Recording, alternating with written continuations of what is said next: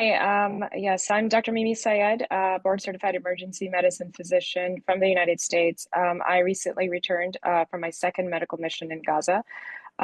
Today, I stand before you not just as a physician, but as a mother and a witness to the harrowing realities faced by innocent children in Gaza. My heart is heavy with the weight of what I have seen, atrocities that no child should ever have to endure. During my time in Gaza, my colleagues and I witnessed unspeakable acts of violence against children. These experiences have shattered the illusions of safety and security that I grew up believing were inherent to the American identity.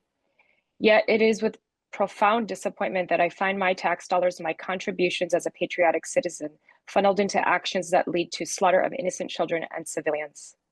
One such example was of an 8-year-old little boy named Sammy, who was playing outside of his tent in a designated humanitarian zone. His tent was struck by Israeli military and his face was completely ripped off.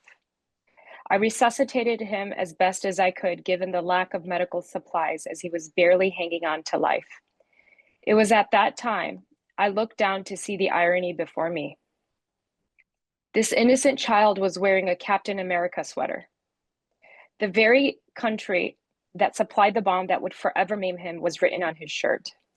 As I held his hand in the ambulance ride to the CT scanner and feared for my own life while hearing bombs dropping on buildings near us, I reassured his mother that I would do everything I could to save his life, but I knew that it was an empty promise. I saw case after case of only civilians being slaughtered.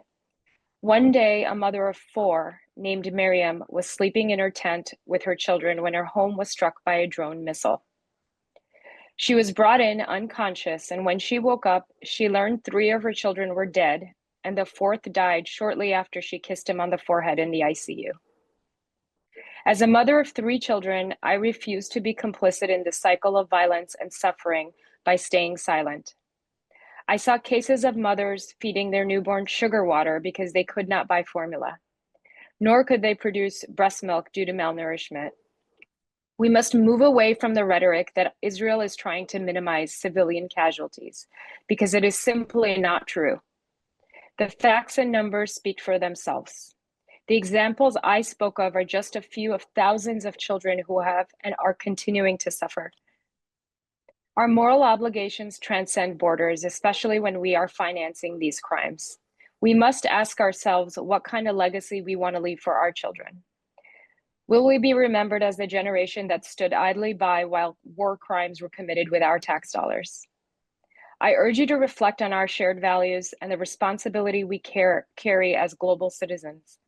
Let us rise together to demand a permanent ceasefire and allow unlimited aid into Gaza. Thank you.